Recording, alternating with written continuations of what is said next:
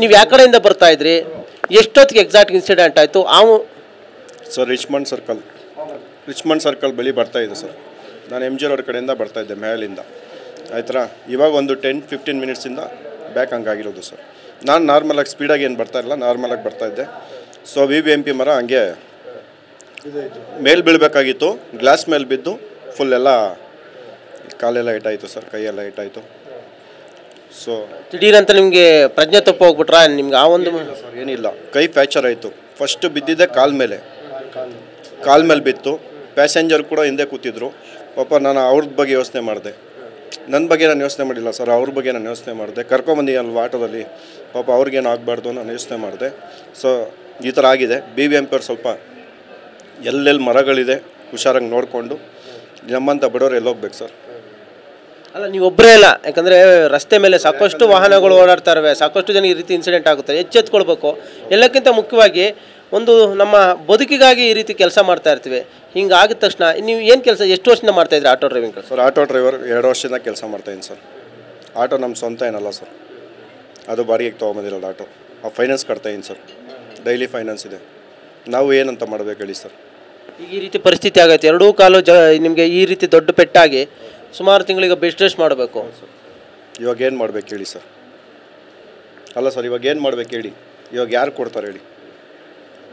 Passenger ಕೂಡ ಏಟಾಗಿದೆ, ಪಾಪ ಅವ್ರಿಗೂ ಏಟಾಗಿದೆ. ಇವಾಗ ಏನು ಮಾಡಬೇಕು ಅಂತ ಹೇಳಿ? ಆಟೋನೂ ಹೋಯ್ತು. ಮನೆ ಕಡೆ ಯಾವ ರೀತಿ ಇದೆ ಪರಿಸ್ಥಿತಿ? ಸರ್ ಪರಿಸ್ಥಿತಿ, ನಮ್ಮ ತಂದೆಯವ್ರಿಗೆ ಕ್ಯಾನ್ಸರ್ ಇದೆ. ಇವಾಗ ನಾನು ಅಲ್ಲಿ ಓಡಾಡ್ತಾ ಇದ್ದೀನಿ ಸರ್. ನಾನು ಕಿದ್ವಾಯಿಗೆಲ್ಲ ಓಡಾಡ್ತಾ ಇದ್ದೀನಿ. 1.5 ತಿಂಗಳಿಂದ ಅವ್ರದ್ದು ಕ್ಯಾನ್ಸರ್ ಕಾಯಿಲೆ ಇದೆ. ಸೊ ಪರಿಸ್ಥಿತಿ ತುಂಬಾ ಇದೆ ಸರ್.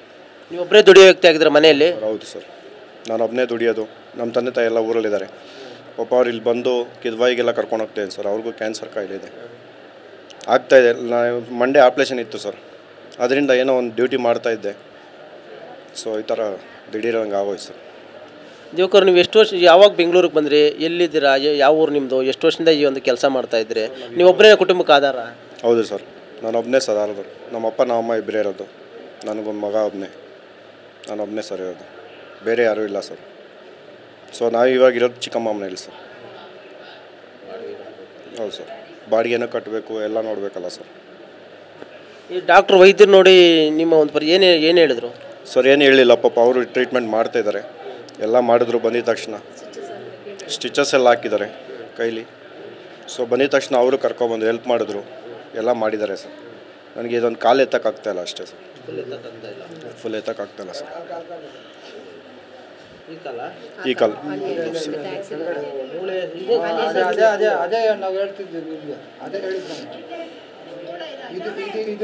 ನಿಮಗೆ ಈಗ ಇಲ್ಲೆಲ್ಲ ಟ್ರೀಟ್ಮೆಂಟ್ ಕೊಡಿಸ್ಮೇಲೆ ತುಂಬ ದುಡ್ಡಾಗುತ್ತೆ.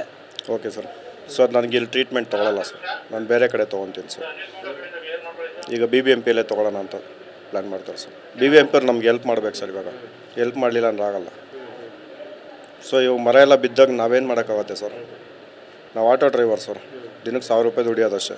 800 ಅದರಲ್ಲಿ ಗ್ಯಾಸು ನೀವೇ ನೋಡಿದ್ದೀರಲ್ಲ ಸರ್. ಅದರಿಂದ ನಾನು BBMPಯಲ್ಲಿ ತೊಗೊಳ್ಳೋಣ ಅಂತಿದ್ದೀನಿ ಸರ್ ಟ್ರೀಟ್ಮೆಂಟ್.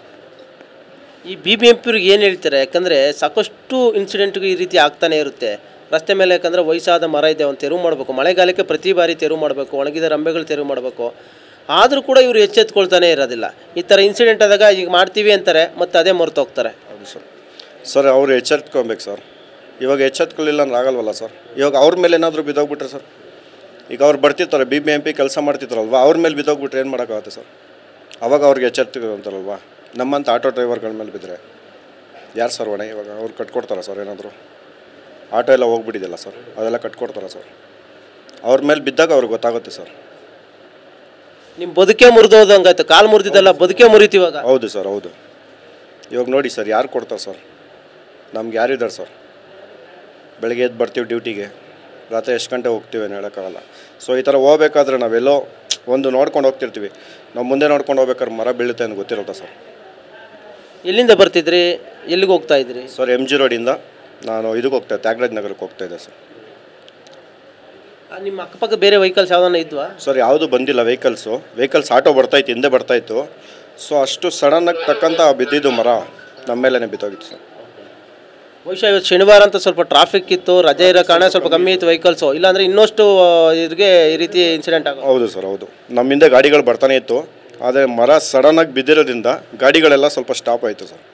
ಅದು ಸಡನ್ನಾಗಿ ಬಿದ್ದಿದೆ ಸರ್ ಮರ. ಮೂಮೆಂಟ್ ಎಷ್ಟು ನೀವು ಆಘಾತಕ್ಕೊಳಗಾದ ಬಿದ್ದಿದ ತಕ್ಷಣ ಅಲ್ಲಿ ಪಾಪ ಯಾರೂ ಇರಲಿಲ್ಲ. ಹಿಂದೆ ಅವರು ಓಡಿ ಬಂದರು ಎಲ್ಲ. ಆಮೇಲೆ ಪೊಲೀಸರು ಬಂದರು, ಟ್ರಾಫಿಕ್ ಪೊಲೀಸರು ಬಂದರು, ಎಲ್ಲ ಹೆಲ್ಪ್ ಮಾಡಿದ್ದಾರೆ ಸರ್. BBMP ಏನು ರಿಕ್ವೆಸ್ಟ್ ಮಾಡ್ಕೋತೀರಾ ಸರ್? ಏನಿಲ್ಲ, ಈ ಥರ ಆದರೆ ಈ ಥರ ಆಗಬಾರ್ದು ಅನ್ನೋದು ಅಷ್ಟೇ ಇನ್ಸಿಡೆಂಟು. BBMP ಅವ್ರದಿಂದ ನಮ್ಗೆ ಈ ಥರ ಮರಗಳು ಬೀಳೋದ್ರಿಂದ ಈ ಥರ ಎಲ್ಲ ಏನಿದೆ ನೋಡಿಕೊಂಡು ಯಾವುದು ವಯಸ್ಸಾಗಿರೋ ಮರಗಳನ್ನ ಸ್ವಲ್ಪ ಅವಾಯ್ಡ್ ಮಾಡಲಿಕ್ಕೆ ನಾವು ಇದು ಮಾಡ್ತೀವಿ ಸರ್ ಅಷ್ಟೇ. ಇವಾಗ ಆಟೋದವ್ರು ಹೋದರೆ ಇವಾಗ ಆಗಿತ್ತಲ್ಲ ಸರ್, ಇವಾಗೇನೋ ಸಣ್ಣ ಪುಟ್ಟ ಏಟಾಯಿತು ಪರವಾಗಿಲ್ಲ. 2 ವೀಲರ್ ಮೇಲೆ ಬಿದ್ದೋಗ್ಬಿಟ್ಟಿದ್ರೆ ಇವಾಗ ಹೋಗ್ಬಿಡ್ತಾಯಿರಲ್ಲ ಸರ್, ಒಂದೇ ಸಲ ಬಿದ್ದಿರ. ಅಷ್ಟು ದಪ್ಪ ಮರ ಇದೆ ಸರ್. ಅದು ನೋಡಿದಿರಲ್ಲ ಸರ್ ಮರ ಎಷ್ಟು ದಪ್ಪ ಇದೆ ಅಂತ. BBMP ಅಧಿಕಾರಿಗಳ ಈ ದಿವ್ಯ ನಿರ್ಲಕ್ಷ್ಯದಿಂದ ಇವತ್ತು ಒಬ್ಬ ವ್ಯಕ್ತಿಯ ಕಾಲು ಮುರಿತು, ಅವರ ಬದುಕು ಮುರಿತು. ತಂದೆ ಒಂದು ಕಡೆ ಕ್ಯಾನ್ಸರು, ಅವರು ಆಸ್ಪತ್ರೆ ಚಿಕಿತ್ಸೆ ಪಡ್ತಾಯಿದ್ದಾರೆ. ಇಡೀ ಕುಟುಂಬಕ್ಕೆ ಇವರೊಬ್ಬರೇ ಆಧಾರ ಸ್ತಂಭ. ಈಗ ಅವ್ರ ಪರಿಸ್ಥಿತಿ ಏನು? ಹೀಗಾಗಿ BBMP ಅವ್ರಿಗೆ ಸೂಕ್ತ ಚಿಕಿತ್ಸೆ ಕೊಡಬೇಕು, ಪರಿಹಾರ ಕೊಡಬೇಕು. ಕೂಡಲೇ ಬೆಂಗಳೂರು ನಗರ ವ್ಯಾಪ್ತಿ ಎಲ್ಲೆಲ್ಲಿ ಈ ರೀತಿಯ ಮರಗಳಿದಾವೆ ಅವನ್ನ ತೆರವು ಮಾಡುವಂಥ ಕೆಲಸ ಮಾಡಬೇಕು. ಕೂಡಲೇ ಅಲ್ಲಿ ಸ್ಥಳೀಯರು, ಟ್ರಾಫಿಕ್ ಪೊಲೀಸರು ಎಲ್ಲರೂ ಸ್ಪಂದಿಸಿ ಇವ್ರನ್ನ ಇವಾಗ ಆಸ್ಪತ್ರೆಗೆ ದಾಖಲಿಸ್ತಾರೆ. ನಾವು ಕೂಡ ಅವರು ಶೀಘ್ರವಾಗಿ ಗುಣಮುಖರಾಗಲಿ ಅಂತ ಕೋರ್ಕೊಳ್ತಾ ಇದ್ವಿ. ಆದಷ್ಟು ಬೇಗ ಇದರ ಜೊತೆಗೆ BBMP ಕೂಡ ಇವ್ರಿಗೆ ಚಿಕಿತ್ಸೆ ಕೊಡುವಂಥ ಕೆಲಸ ಮಾಡಬೇಕಾಗುತ್ತೆ.